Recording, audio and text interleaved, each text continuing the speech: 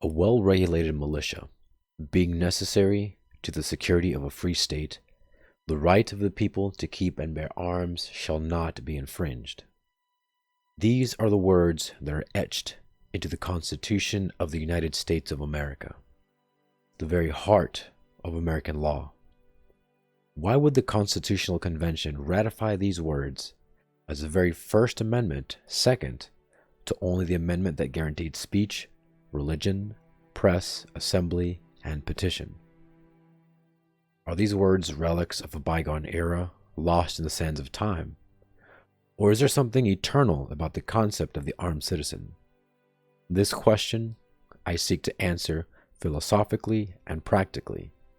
I do not take the side of a political party or faction. I am on the side of the American citizen and the side of liberty. I shall seek to advance no other.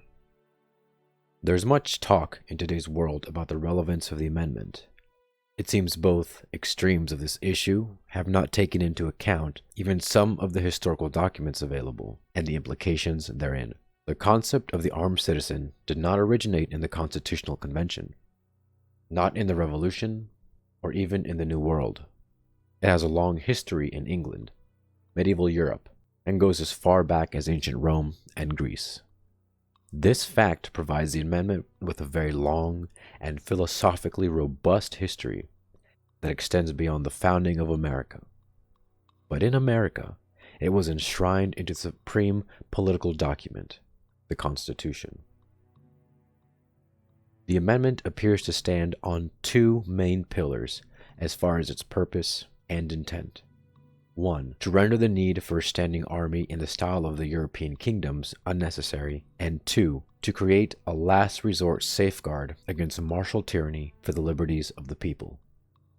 These two pillars are mainly derived from Alexander Hamilton and James Madison in the Federalist Papers 29 and 46. Though other Federalists and Anti-Federalists have echoed the same concepts, these papers are authoritative because they were written by Hamilton and Madison, who were both strong Federalists, and they go into detail as to what sentiments went into the ratification of the various principles of the Constitution. Ignoring the Federalist Papers and other writings of the era is to ignore the lifeblood of the issue at hand.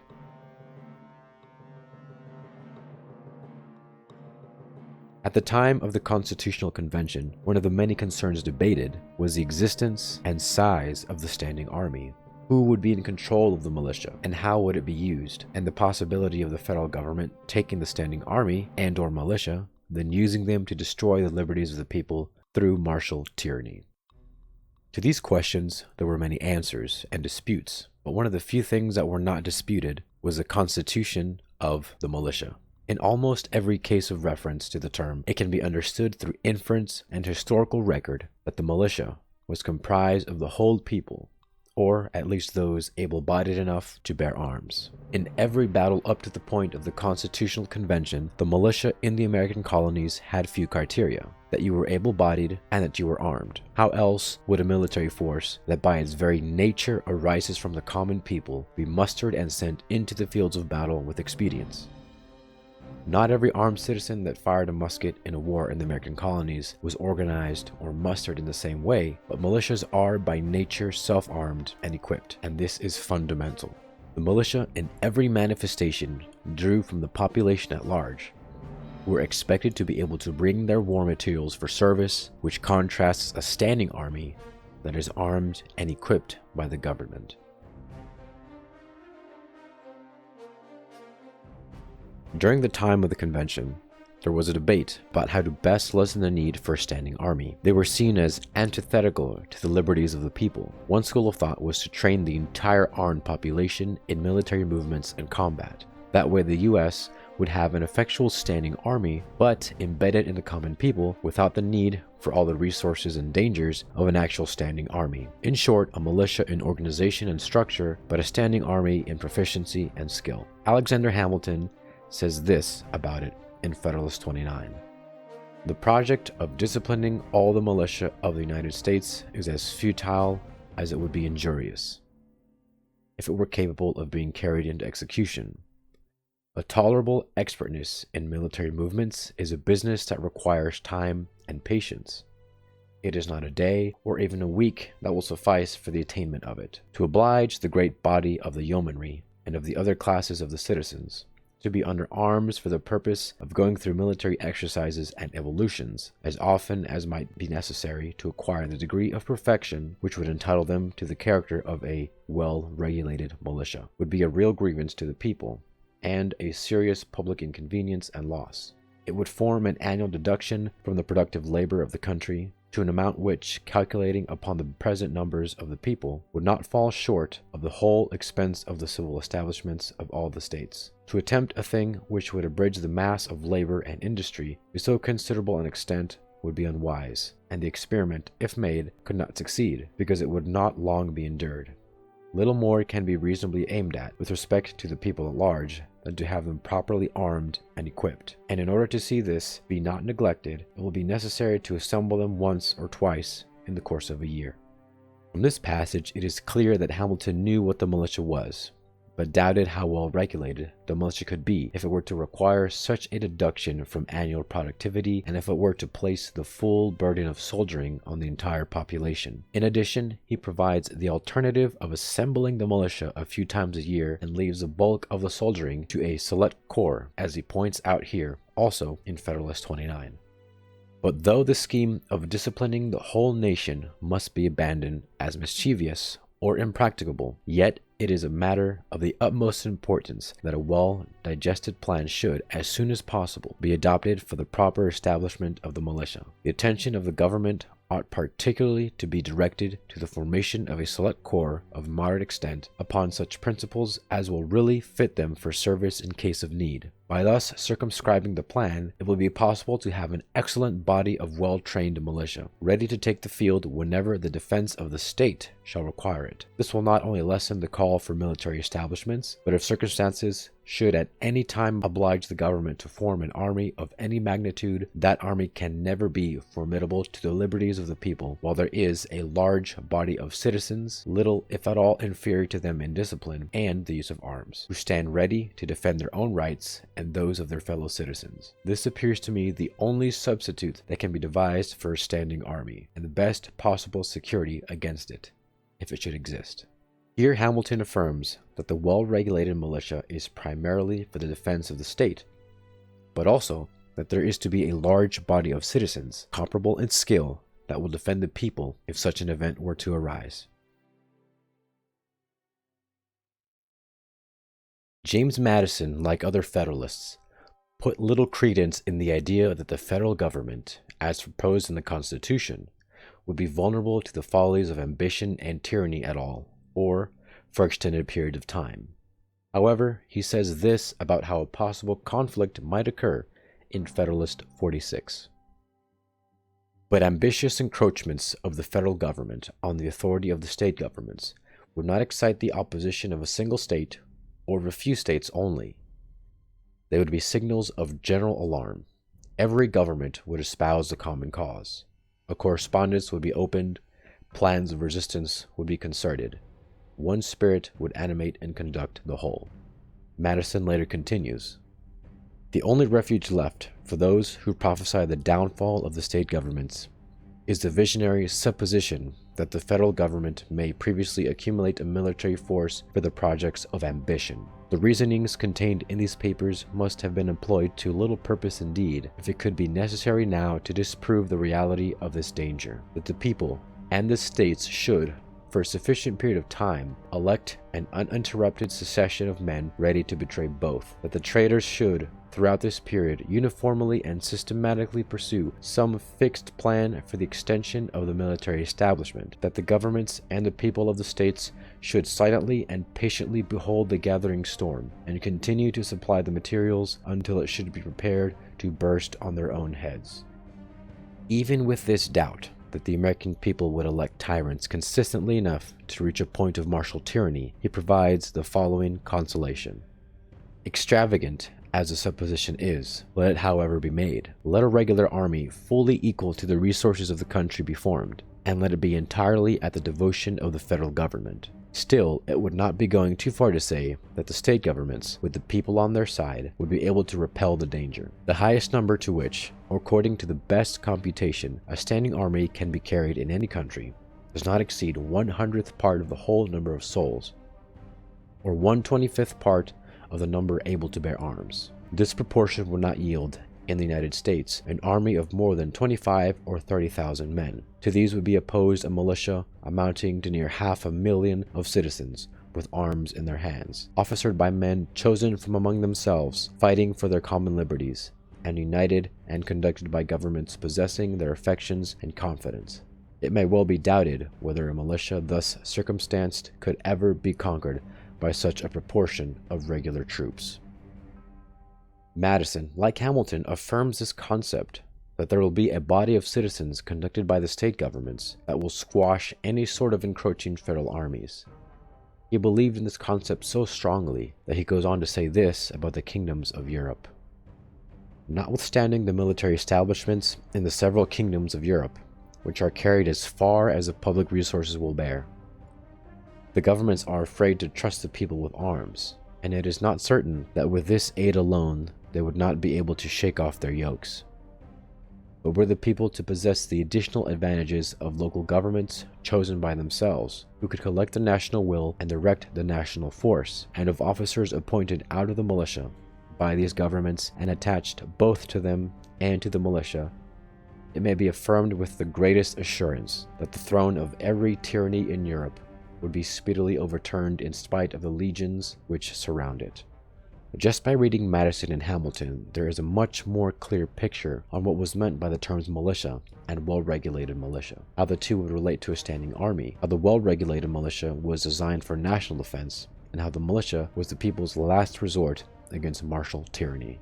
These dynamics are not limited to Madison and Hamilton. We can find scores and scores of Federalists and Anti-Federalists referencing these terms in the same capacity and use in their collection of papers, news articles of the era, letters, and other documents. Militia, well-regulated militia, and how the two would potentially function under the Constitution are unambiguous in these primary source documents.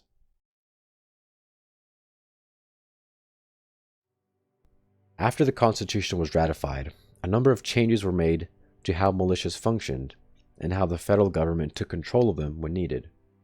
These changes are outlined in the two Militia Acts of 1792. Some of the changes included the temporary power the president had over the militias when Congress was not in session in the case of foreign invasion. This power was made permanent in 1795. It formalized the organization and training requirements. Membership was expanded to all able-bodied white men 18 to 45, which was later changed to all able-bodied men 18 to 54, with race being irrelevant. Certain exemptions were given for some occupations and religious denominations, such as the Quakers. Militias were still self-outfitted, but state legislatures were able to organize local units into higher commands, while federalized units were then subject to court-martial. Governors no longer had military rank. Instead, an adjutant general, reporting directly to the governor, was the commander of the entire state militia. The Whiskey Rebellion proved that the militias of the time were poorly trained and led.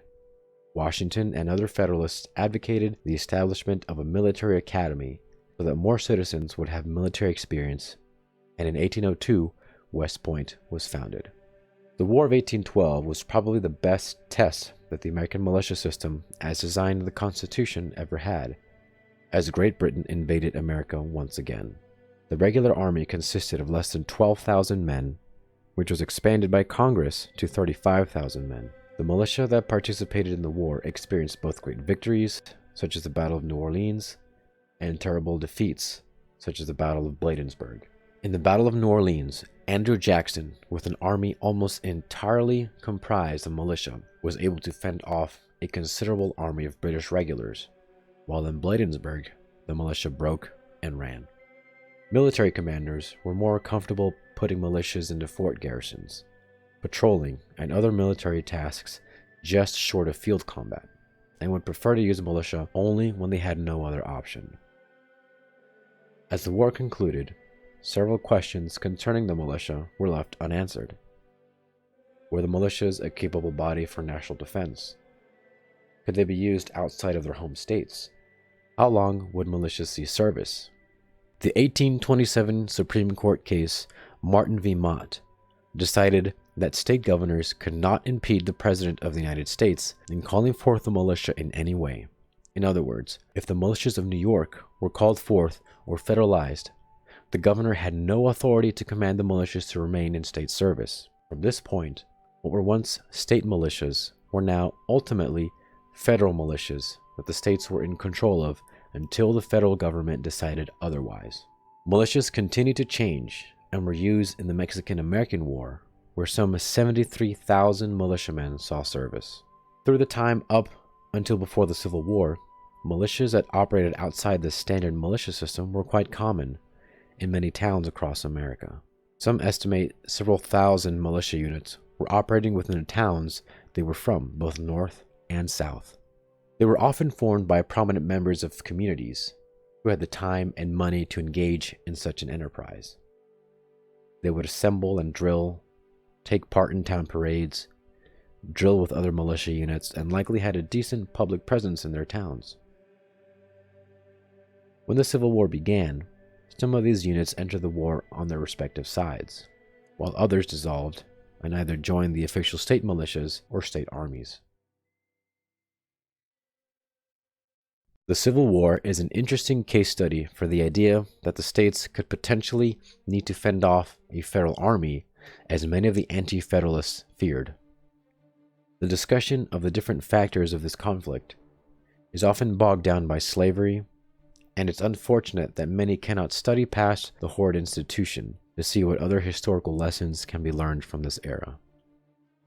Regardless of which way the historical record leans, if the Civil War was mostly about slavery or mostly about state self-defense, it is undeniably mixed to the point where one can reasonably doubt that slavery was the only issue, or that the abolition of slavery was the only outcome of the war.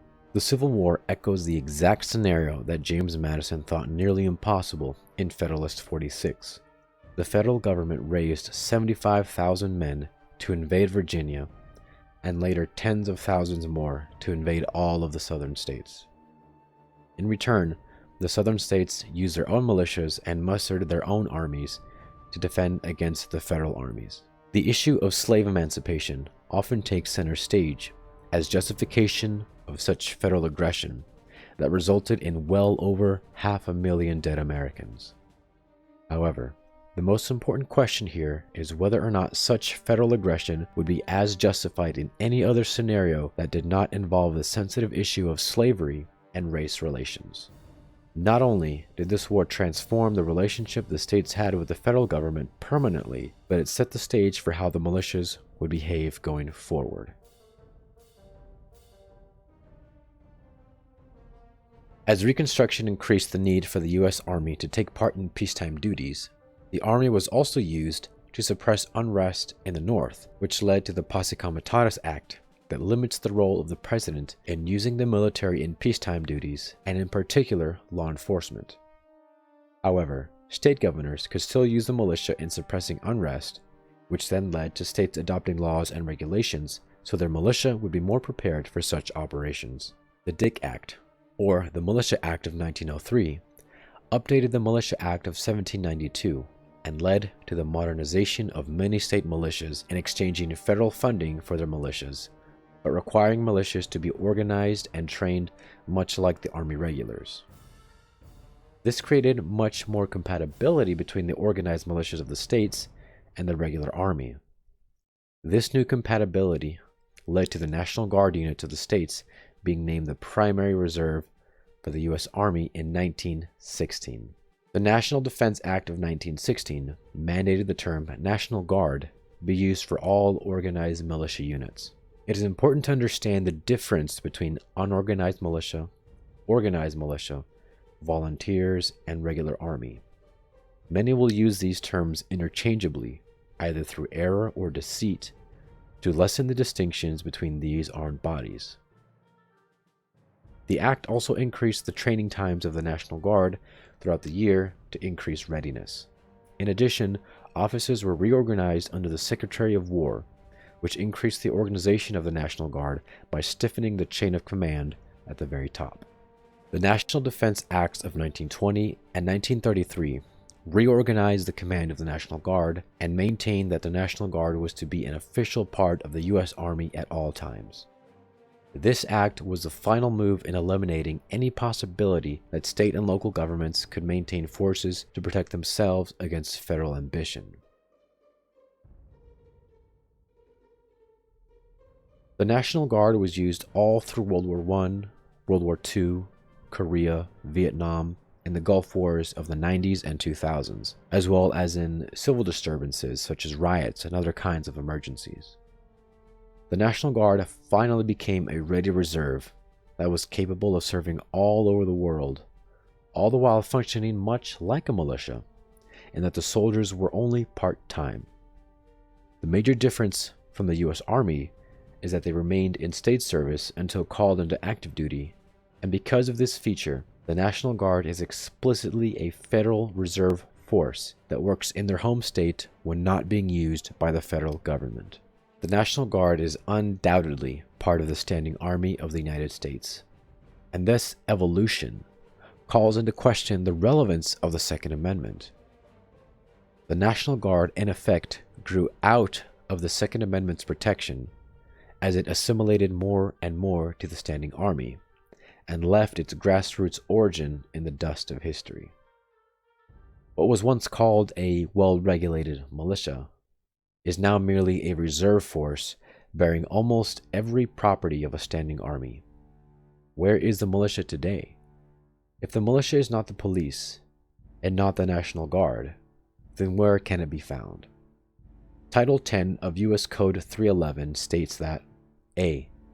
The militia of the United States consists of all able-bodied males, at least 17 years of age, and, except as provided in Section 313 of Title 32, under 45 years of age who are, or have made a declaration of intention to become, citizens of the United States, and of female citizens of the United States who are members of the National Guard.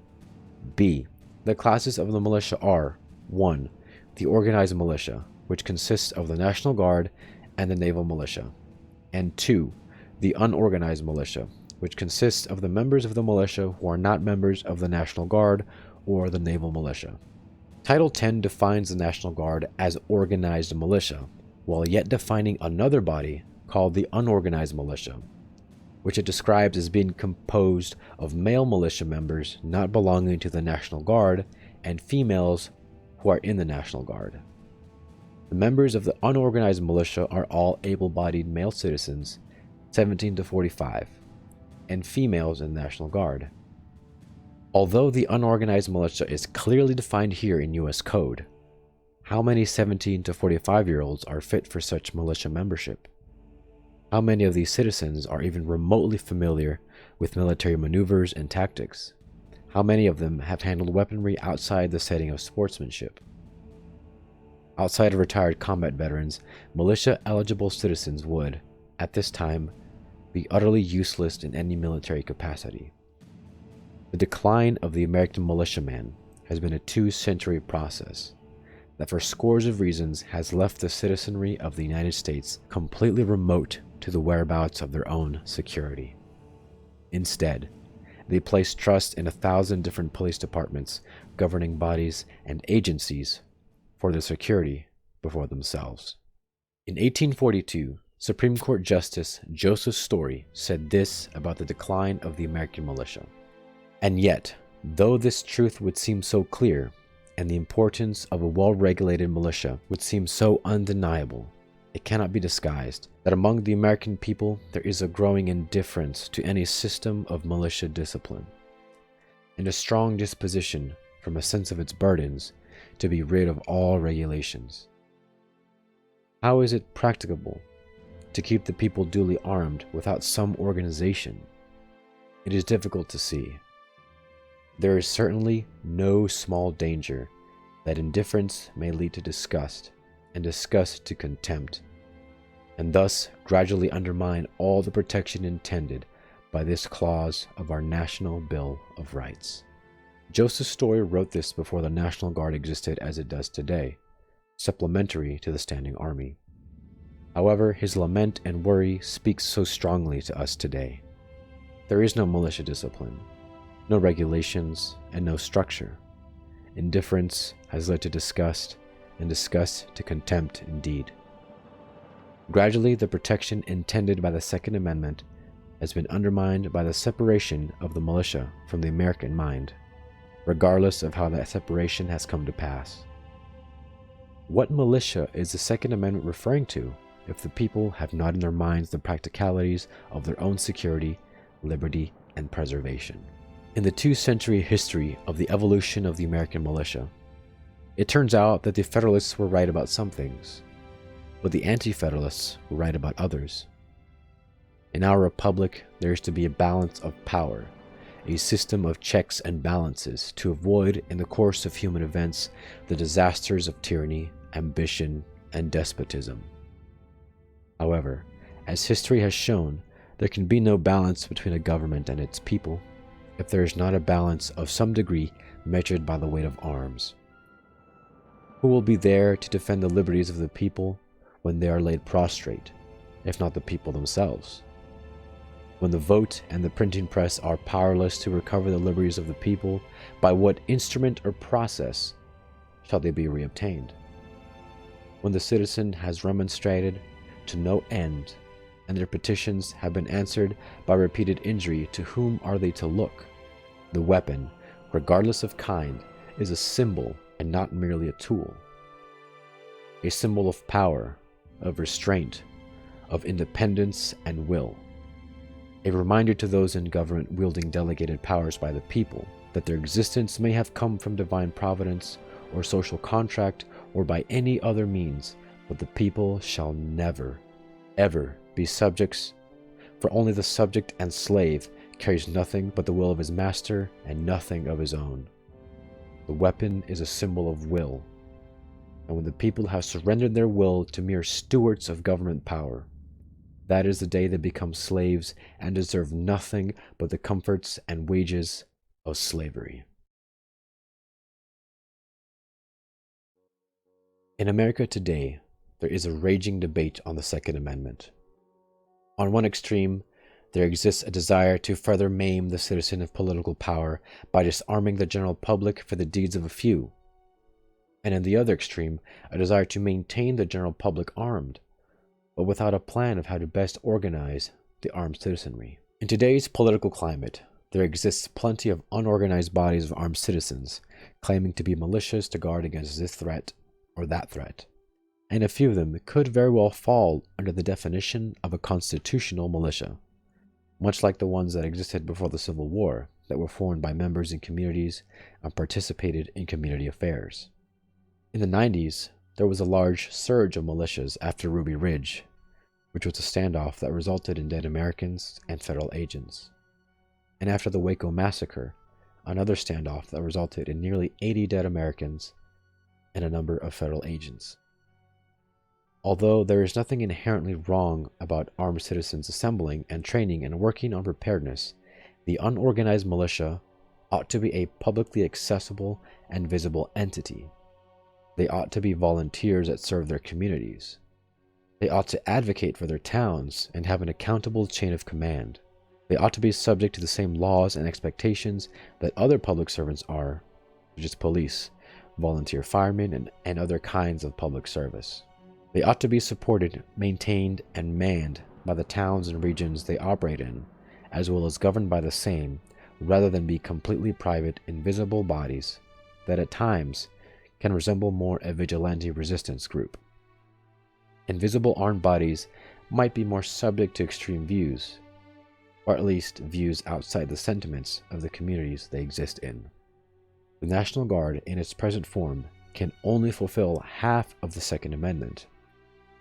They are at best a well-regulated militia that exists for the security of a free state, and at worst, simply the reserve component of a mighty standing army. In a way, the people have had the militia ripped away from them over time through the necessities of 100 different evolutionary forces. If the people ever had to defend against martial tyranny, The National Guard could never be a defending body because they stem from the very bodies of tyranny themselves, that is, the federal and state government. If an order were ever issued to disarm a state, region, or town by force, the National Guard would, if anything, play a part in that disarming, not guard against it, because they obey the federal government or state government. Who then is left to guard against the reckless force of government? It can be no other than the people themselves. The Second Amendment, via Hamilton, Madison, and many others, is not only a replacement for a traditional standing army, but it is a counterweight to federal power should the need arise. There was an undeniable expectation that the people at large would remain armed both for their services of the militia and standing army, but also under the understanding that the people of America, unlike the people of Europe, were to be citizens in a free country, and with that would come the burdens and responsibilities of self-government. To be self-governed is to assume many of the responsibilities and burdens that monarchical governments traditionally had, such as driving the political process, making political decisions, administering justice, providing for the general welfare, the security of the kingdom, deciding how their people would live, and so on. The more free one is, the more of these responsibilities and duties one takes on, the more self-governed one becomes. The more content the people become with not assuming the duties required for civil government, the more unworthy they become of the benefits of civil government. The extremities of the gun debate grow wider, and the room for understanding grows smaller. Each side wants the other to compromise on their respective sides. One side is blind to the ramifications of disarming the people, and the other is blind to the social evolutions that have made responsible gun ownership more difficult. Therefore, let the organization of local militia be made. Aside from organized and unorganized militia, there could be a local militia. Their fields of operations would be in their cities, regions, and states. They could be completely self-outfitted with little to no public funding, aside from a property grant for assembling, meetings, and training grounds if there's not already a suitable location. The local militia could be overseen by experienced National Guard officers for the duration of the militia's installment until they can operate on their own, or even for the remainder of the local militia's existence. Membership of the local militia should be widespread and have a sizable support component as well. The local militia would not just be a regiment of infantry, but with a component of other volunteer expertise to enhance their operation and skills. The chain of command for the local militia would be patterned much like the U.S. Army, depending on the size of the militia.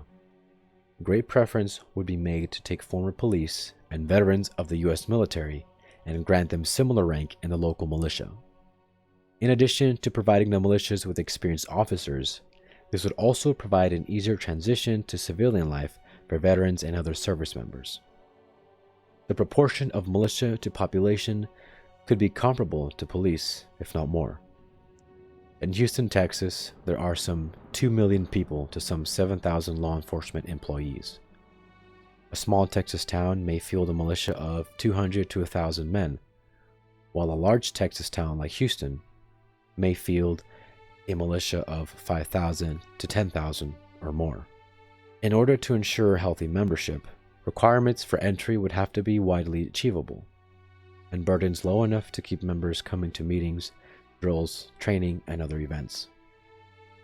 The local militia could assemble as often as desired, but a mandatory number of assemblies each year should be kept to ensure that the militia is working towards proficiency. The local militia could be commanded at the top by the mayor of a town, or a commander from the militia could answer directly to the mayor. It is possible to have militias that do not take orders from city officials, but that would be how militias are set up now, with no apparent chain of command that the people can access should something go wrong. It is possible to have a perfectly well-conducted and harmless militia in this way, but that is not the subject of this work. The actual work that the local militia would do is first and foremost a war mission, that is, to defend the rights of the people. They would train in the proficiency of arms and combat, partner with firemen, NRA, police, and military officials in joint training operations, and participate in community affairs. One of the most important tasks they will do is engage the community. Since they will be manned by the community, they must remain one with the community. They will work to better their towns through volunteer work and community assistance. They will also be a force available to assist in law enforcement should the sheriff call for it, but they will not engage in law enforcement. They are not police. They will not be patrolling, arresting, or doing anything that requires law enforcement training unless specifically called for by the sheriff. The arming of the local militia would be entirely self-outfitted, outside from a recognizable uniform only worn during operations issued by local officials. Now comes the most important question. How would this local militia change our communities? The answer to this question is probably the best compromise that has the most potential to satisfy the most people on either extreme of this debate. There could be made a distinction between self-defense suitable weapons and war suitable weapons, or SDW and WSW. An SDW would encompass all semi-automatic handguns with a likely restriction on magazine capacity. On the other hand, a WSW would be what some people call assault weapons, which are war rifles or semi-automatic variants of war rifles, like the AR-15 and FN-FAL. It could be made to where SDWs are available to non-militia members for personal defense after having passed the required checks, while WSWs would only be available to militia members. The checks to becoming a militia member would be sufficient to allow them the additional responsibility of having a more capable weapon. This technique of transferring war rifle ownership into a local militia body that is not only publicly visible and accountable, but by placing this trust into a body of responsible gun ownership, the amount of peer review from militia member to militia member would be a more powerful instrument to root out malevolent or mentally unfit people after initial checks than intrusive federal policy. With respect to unfit individuals owning certain kinds of weapons, the local militia model would place war rifle owners into a much more visible body that forces deviants to come into the light of peer review. Most militia members will be good people that have the defense of their own towns at heart. But for any that pass all of the initial checks to gun ownership and militia membership, the next line of defense will be peer review. It could be made to where militia membership has to be renewed periodically at the member's expense by undergoing a medical evaluation of mind and body. The exact details, structure, and activity of each local militia could vary from town to town and state to state. It's important to note that the local militias would not be part of the state armed forces, which include the National Guard of that state and any additional military body the state provides for. Because of this, the local militia could not be federalized or taken over by the state government, although the local militia can respond to calls for service in times of emergencies that do not include direct confrontations with federal authorities. In essence, the local militia would be a community guard force that serves its community primarily and cooperates with other communities to better assist each other. It would be an avenue to promote civic virtue, community participation, survival skills, gun safety, education, volunteerism, emergency service, and as a last resort in the event of martial tyranny. The local militia model makes the purpose and implications of the Second Amendment relevant again by affirming the dual nature of the amendment. The National Guard, although it is a standing army in almost every way and is explicitly declared to be part of it, can still fulfill the role of the well-regulated militia mentioned in the amendment for state defense. In addition, the local militias can fulfill the role of the large body of armed citizens mentioned in the Federalist Papers that was intended to ease the anti-federalist fears of an untamable central government. The National Guard and the local militias together can form the compound needed to bring the Second Amendment into the 21st century. This model should appeal to the insurrectionist position because it enshrines the armed citizenry into an officially sanctioned body with the task of community service. On the other hand, The local militia model should appeal to the gun control advocate because it creates a regulated, peer-reviewed, and accountable body with an actual purpose and function within which common war rifle ownership occurs. The local militia model creates a healthy and publicly accessible environment to teach gun safety, while simultaneously self-policing their own militia members to root out those that are unfit for service. It is not true that the individual right to gun ownership is a recent development. Gun ownership was almost always connected to militia service, and militia service was expected from all the able-bodied men from the beginning of the American colonies until it somewhere along the way got mudded up with the evolution of the National Guard. There were always expectations and beliefs that the people of America would be armed for a variety of different applications. It is only in the decline of the militia among the common people that the meaning of the Second Amendment and the armed citizen in general is lost.